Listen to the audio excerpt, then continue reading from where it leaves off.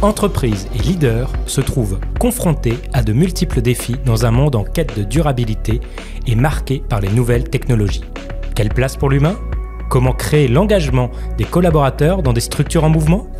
Et quel est l'impact de la culture sur la performance des entreprises ? Découvrons ensemble comment des entreprises innovantes portent ces visions et parviennent à générer de la valeur. Bienvenue dans l'Expérience Inédite, un podcast créé par OnePoint qui vous partage des expériences collaborateurs impactantes et réussies. Bonjour, bienvenue dans le podcast Expérience Inédite. Aujourd'hui, j'ai le plaisir d'accueillir Anna Scully-Legotetti, CEO de Cheers. Anna, si je te parle de culture, et notamment de culture d'entreprise, à quoi tu penses ? Culture d'entreprise, je pense à deux choses. Pour moi, la culture, c'est un set de valeurs et de modes de fonctionnement qui vont définir ce que la boîte est. Donc, c'est un peu la personnalité de l'entreprise qui fait que, normalement, quand tu mets les pieds dans l'entreprise, tu perçois la culture. Tu n'as même pas besoin de mettre des mots dessus. Normalement, tu dois la ressentir. Et du coup, par rapport à ton parcours, et notamment chez Cheers, mais aussi peut-être avant, quel lien, quel affect tu as justement avec la culture d'entreprise ? Alors c'est amusant parce qu'effectivement j'ai des expériences très différentes. J'ai commencé dans le conseil chez Bain & Company et la culture était très importante et très forte. Il y avait plusieurs cabinets à travers le monde et plusieurs sites. Et donc ce qui était fascinant, c'est à quel point la culture était prégnante et bien incarnée par chacun des sites. Et quand tu allais rencontrer des personnes d'autres bureaux, tu voyais que tu étais toujours chez Bain & Company et c'était assez puissant. Ensuite, j'étais chez Maison du Monde, donc un plus gros groupe qui avait une culture qui avait pas mal évolué au fur et à mesure qu'elle grandissait. Et là, chez Cheers, on est moins nombreux. La boîte est plus jeune aussi. Cheers est à 12 ans. Mais je retrouve la même force, à savoir que la culture définit une entreprise et va être hyper incarné par les gens et tu sais où tu mets les pieds, tu sais pourquoi tu restes là parce que tu ressens ça qui t'anime au quotidien quand tu rejoins une boîte. Et donc ce que j'ai ressenti en étant chez Bain, de me sentir vraiment appartenir, je dis ça en français, mais appartenir à cette entreprise, à cette communauté, ce qui te relie, on a ça aussi évidemment chez Cheers. La culture a évolué tout doucement, parce qu'en fait, les fondamentaux restent les mêmes depuis 12 ans, même si on peut faire évoluer les mots et les modes de fonctionnement, justement. Mais je retrouve cette force du côté permettre à chacun de se sentir appartenir à cette boîte et savoir pourquoi il est là. Et du coup, c'est quoi les marqueurs, justement, de cette culture chez Cheers ? Chez Cheers, on parlait avant d'enthousiasme, de confiance et d'audace. Aujourd'hui, on parle de kindness, de bold et de cheerful. Et tu vas me dire, mais c'est la même chose en fait. Et c'est presque la même chose. Et en fait, l'ADN de Cheers a pas changé depuis sa création. On était avec les deux fondateurs, Antoine et Aurélien, qui avaient une vision claire à l'époque. Quand ils ont monté Cheers, c'était d'aller chercher l'innovation, se dire simplicité. On va sur le marché de la photo. Les photos sont dans le téléphone. Arrêtons de les avoir sur un appareil photo numérique, les brancher sur un ordi. On va faire simple. Et donc, on a une app dans le téléphone qui permet d'imprimer. Sauf qu'on va pas le faire comme tout le monde. On va le faire avec des produits qui vont être hyper sexy, qui vont nous plaire, qui vont être originaux, innovants, avec des designs différenciants. Et ça, c'est vraiment à la base de la base. On est toujours là-dedans. C'est toujours ce qui nous différencie de nos concurrents, avec en plus cette sauce secrète, pour le dire en français, de l'expérience de marque que tu fais vivre. Et donc, ce qu'est Cheers est complètement porté par qui nous sommes nous chez Cheers. On en parlait, tu parlais de symétrie des attentions, et c'est complètement ça chez nous aussi, parce que l'expérience qu'on fait vivre à nos clients est celle qu'on fait vivre à nos collaborateurs, à savoir travailler dans un cadre profondément bienveillant, ce qui n'enlève rien à l'exigence et à la transparence, à ce qu'il y a derrière. Il y a énormément de choses derrière la bienveillance, tout en étant capable d'oser, parce que on sait que on peut se planter et c'est ok, et c'est au contraire très bien, c'est ce qui te permet d'aller vite et de tester des choses, et c'est ce qu'on a fait aussi depuis 12 ans chez Cheers, et en s'amusant. Et c'est pour ça que le cheerful ou l'enthousiasme sont hyper importants chez nous. Joli clin d'œil au nom de la marque aussi, en plus, oui. En passant. Et si justement, tu vois, tout à l'heure, tu me disais que pour définir une culture, on s'appuyait sur des valeurs. Ça, j'ai bien l'impression que même si effectivement le wording a changé, on reste sur le même ADN depuis le début, que ce soit avec les cofondateurs ou maintenant toi à la tête de l'entreprise. Mais pour autant, quelles en sont les pratiques ? Est-ce qu'avec ces changements, justement, comment ça se passe et qui les incarne ? Oui, alors chaque collaborateur les incarne. Je pense que la première personne qui doit les incarner, c'est moi, la direction, puis évidemment tout le Comex. Mais chaque cheerser, en fait, se doit au quotidien d'incarner et les pratiques et les valeurs de Cheers. Des pratiques, on pense qu'elles peuvent évoluer, en fait, parce que c'est plus soumis à quels sont tes objectifs et quels sont tes aléas du moment. Et Cheers, il y a 12 ans, c'était quelques personnes, c'était deux cofondateurs, puis petit à petit ça a grossi. Aujourd'hui, on est 140. C'est pas la même chose et les enjeux sont pas les mêmes. Et donc autant tes valeurs normalement sont censées rester plus ou moins les mêmes, et c'est vraiment un cap à long terme. Ça définit ta vision du monde. Donc c'est pas censé changer chaque matin. Autant on peut s'autoriser à changer les pratiques pour aller servir un objectif ou un autre. Et typiquement, à un moment donné, quand tu es une start-up qui est devenue scale-up, qui a 12 ans, tu vas avoir un enjeu de vélocité qui est pas le même qu'un enjeu d'innovation forte que tu as peut-être il y a 10 ans. Aujourd'hui, tu vas aller travailler d'autres choses, tu vas aller travailler aussi peut-être l'efficacité opérationnelle, ce que je te parlais de bienveillance, transparence, d'exigence derrière le kindness. Ce besoin d'aller travailler l'efficacité opérationnelle, tu l'as pas quand t'es 20. Quand t'es 140, quand t'es une centaine de personnes au siège, là, t'as besoin d'aller travailler cette efficacité parce que plus de monde égale plus de complexité. Et c'est un enjeu qui devient un enjeu qui n'était pas forcément il y a 10 ans. Et du coup, justement, comment cette culture, elle peut servir la performance? Alors ça, de façon un peu théorique, et on va sortir la théorie très vite, mais je suis convaincue que si chacun sait où il est, pourquoi il est là et comment il doit fonctionner, ça fonctionnera mieux parce qu'en fait, tu fonctionnes facilement avec tes collègues parce que t'as les mêmes principes de base, tu te reconnais dans tes modes de fonctionnement justement et tu partages des valeurs. Donc ça, un groupe fonctionne mieux s'il partage ça. Ça c'est la théorie évidemment. Après dans la pratique, notre culture et les valeurs qu'on prône vont aller servir ce qu'on cherche à apporter sur le marché, à savoir de l'innovation, que ce soit en termes de produits ou en termes de design typiquement. Et c'est vrai que parce que ça fait partie de ces valeurs-là et qu'on les incarne tous, régulièrement, on va aller se challenger pour aller trouver des nouveaux produits ou oser tester de nouvelles choses. Comme là, on teste un peu la vidéo. Tu vas me dire, mais vous êtes une boîte de photos. Bah oui, on teste la vidéo parce que aujourd'hui, on a beaucoup de vidéos en fait dans notre téléphone sans s'en rendre compte parfois. Et on se dit, il faut qu'on arrive à essayer de voir ce que ça peut donner, comment on pourrait tester ça. Et on est clairement sur du test. C'est clairement pas notre best-seller aujourd'hui. C'est pas le sujet. Et pourtant, on s'y essaye.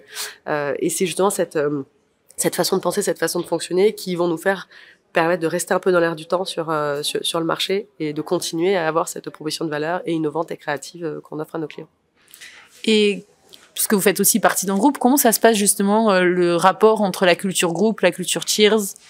C'est une bonne question. On a été racheté en 2018 par un groupe allemand, très différent de Cheers, à plein d'égards. Et ce qui m'a frappé, quand j'ai passé les entretiens, ça m'a frappé. Je me suis dit, en fait, je suis arrivée à la fin des entretiens, je me suis dit, c'est amusant, j'ai appelé mon mari et j'ai appelé Dimitri, et je lui ai dit, mais en fait, je pensais pas te dire ça, mais j'ai même envie de rejoindre le groupe. Parce que j'avais passé les entretiens avec Cheers, donc pas du tout le même monde. Et j'ai compris après pourquoi, en rentrant chez Cheers, en faisant mon induction, etc. Parce qu'en fait, la culture est différente. Les façons de fonctionner sont différentes. On n'a pas les mêmes outils. D'un côté, t'es Microsoft, de l'autre, t'es Slack et Google. Tu vois, c'est les classiques de start-up versus gros groupe. Mais en fait, les valeurs sont les mêmes. Et ça, c'est hyper puissant de se rendre compte qu'effectivement, la bienveillance, l'exigence, cette façon de vouloir se remettre en question, et on l'a aussi, et ils l'ont aussi, c'est ce qui fait qu'en fait, on peut bien fonctionner ensemble.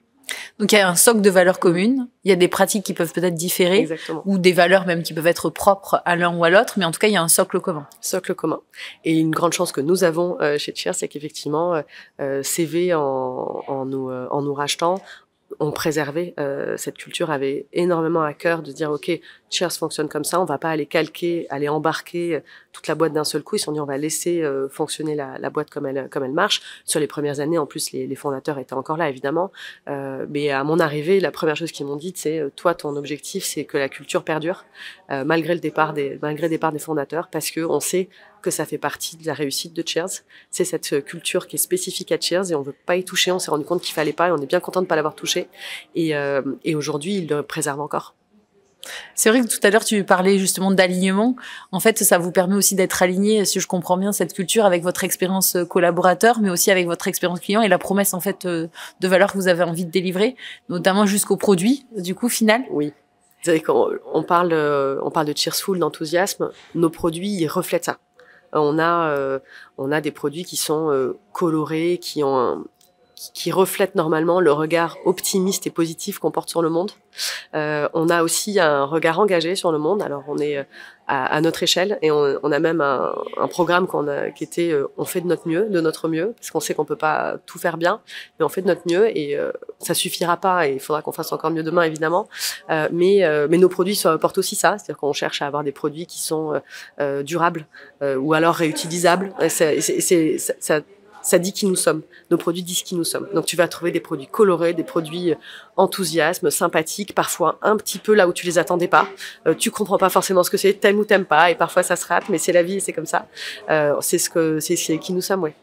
Et du coup, là, on voit bien le pendant côté expérience client et côté expérience collaborateur. Est-ce que tu as un ou deux exemples de projets concrets qui montrent aussi votre culture et comment elle prend vie? Puisque tu disais tout à l'heure que la culture de Cheers, c'est aussi une culture qui est en fait une manière de vivre, de faire. Tout à fait.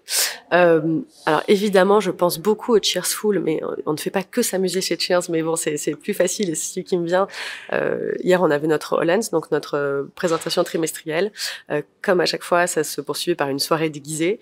Tout le monde était extrêmement bien déguisé. On le fait régulièrement. Pourquoi je te dis ça? Parce que côté Comex, typiquement, et je te parlais d'incarnation, ce Cheersful, il passe aussi par là, par l'engagement qu'on a, y compris dans ce genre d'événement. Et on a commencé à faire ça une fois. On s'est dit tiens, on va s'habiller comme ça tous ensemble, etc. Puis petit à petit ça monte et donc au séminaire qu'on a fait il y a un peu moins de 2 ans, on avait créé une surprise. Je peux pas tout dévoiler ici, mais on avait créé une surprise côté Comex qui était restée.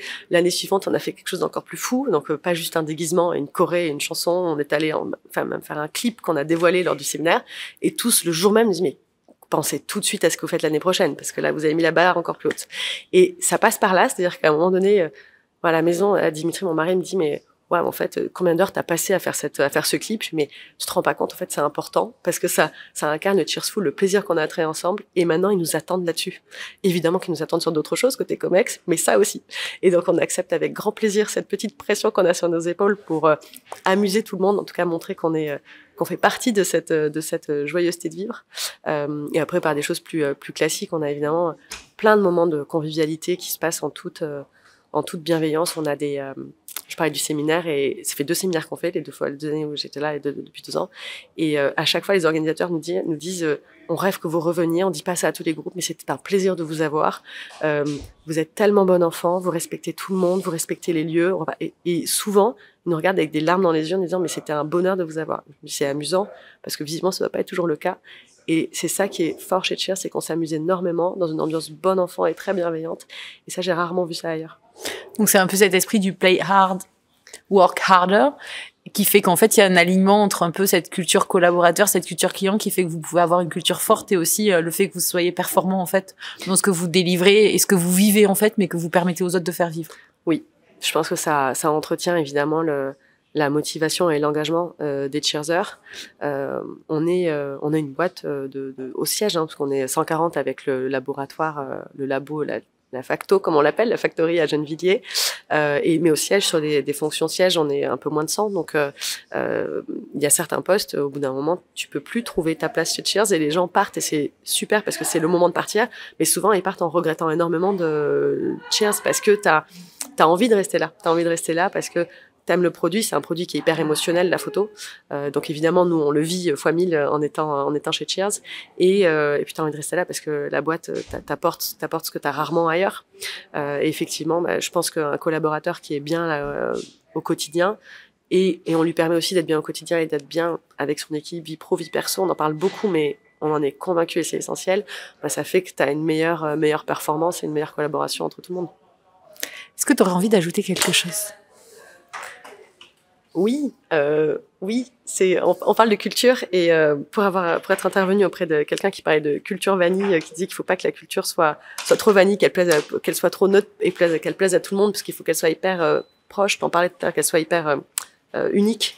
Je te le disais tout à l'heure, je pense qu'en fait j'aimerais beaucoup, moi, mais c'est un vœu pieux évidemment, que toutes les boîtes qui écrivent sur leur mur bienveillance ou même enthousiasme ou audace, mais surtout cette bienveillance, parce que on peut mettre énormément de choses derrière et c'est pas du tout bisounours de le mettre, l'incarne au quotidien, parce que je pense que le monde serait meilleur et qu'on aurait beaucoup de collaborateurs qui ne partiraient pas le boulot ventre au bureau.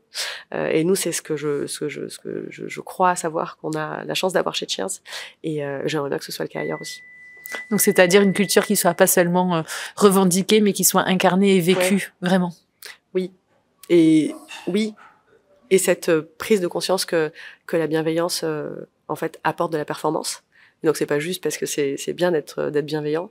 La performance, c'est derrière, est à la clé, et parce que tu as un meilleur équilibre des gens. Donc, préserver effectivement l'humain et les collaborateurs, c'est pas juste parce que c'est mieux de le faire, c'est aussi parce qu'au final, ta boîte en bénéficie. Donc, on n'est pas forcément obligé d'être original quand il s'agit de culture. Exactement. On retient ça, mais par contre, on peut l'incarner de manière originale dans les pratiques. Tout à fait. Tout en suivant l'air du temps. Exactement. De façon cheerful. Sans oublier cheerful, on est tout à fait d'accord. Merci Amandine. Merci Anna.